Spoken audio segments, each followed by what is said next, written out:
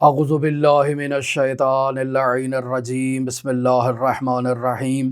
تیسرا عمل جو سب سے زیادہ اہمیت کا حامل ہے اس ماہ رجب المرجب میں، وہ نماز لیلۃ الرغائب ہے۔ لیلۃ الرغائب کسے کہتے ہیں؟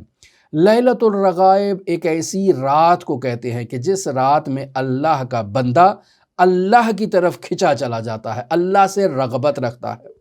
یہ وہ رات ہے کہ جس رات انسان عمل انجام دیتا ہے اور وہ عمل انسان کے گناہوں کی بخشش کا باعث بنتا ہے۔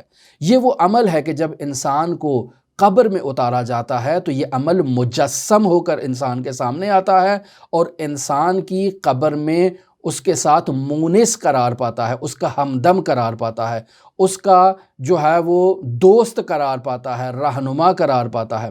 لہٰذا اس لیلۃ الرغائب کے اعمال کے لیے روزہ رکھنا مقدم ہے، اور یہ درواقع ماہ رجب المرجب کی پہلی جمعرات کو لیلۃ الرغائب کا یہ عمل انجام دینا ہے۔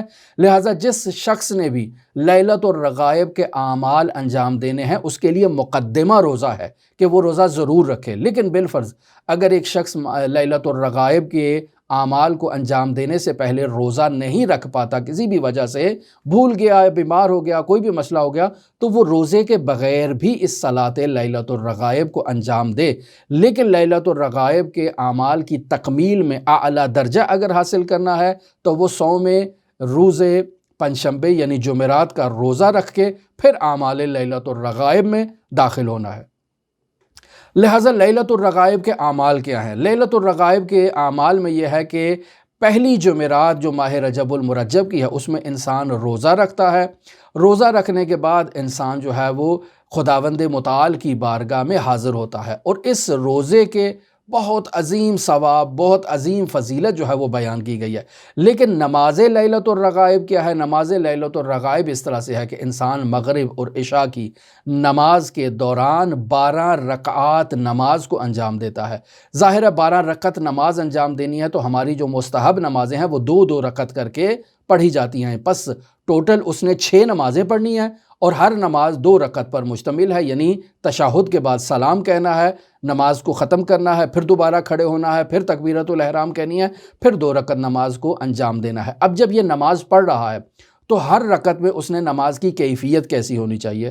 اس نے 1 مرتبہ سورہ الحمد کی قراءت کرنا ہے، 3 مرتبہ اس نے سورہ قدر کی تلاوت کرنا ہے، انا انزلناہ فی لیلۃ القدر، اور پھر 12 مرتبہ اس نے سورہ توحید کی تلاوت کرنا ہے، قل هو اللہ احد۔ پس یہ اس نے 1 رکعت کے اندر 12 مرتبہ سورہ توحید کی تلاوت کی، 3 مرتبہ اس نے قدر کی تلاوت کی، 15 ہو گئے، اور 1 دفعہ سورہ الحمد کی تلاوت ہوئی، تو ٹوٹل یہ 16 سورتیں جو ہے وہ اس نے 1 رکعت نماز کے اندر جو ہے وہ انجام دینی ہے۔ اسی طرح سے دوسری رکعت، اسی طرح سے تیسری رکعت، اسی طرح سے 12ویں رکعت۔ جب یہ نماز مکمل ہو جائے تو پھر اس نے نماز مکمل کرنے کے بعد جب تشہد کی حالت میں بیٹھا ہوا ہے تو 70 مرتبہ اس نے محمد و آل محمد پر درود بھیجنا ہے۔ وہ درود کون سا ہے؟ وہ درود یہ ہے کہ اللہم صلی علی محمد النبی الامی وعلی آلہ، 70 مرتبہ اس درود کو پڑھنا ہے۔ اس درود کو انجام دینے کے بعد وہ سجدے میں چلا جائے گا اور 70 مرتبہ خداوند متعال کی بارگاہ میں اعتراف کرے گا، سبوح قدوس رب الملائکۃ والروح۔ 70 مرتبہ اس ذکر کو انجام دینے کے بعد وہ سجدے سے سر کو اٹھائے گا اور پھر 70 مرتبہ خداوند متعال کی بارگاہ میں استغفار کرے گا، کہے گا رب اغفر وارحم وتجاوز اما تعلم انک انت العلی الاعظم۔ 70 مرتبہ اس ذکر کو انجام دے گا۔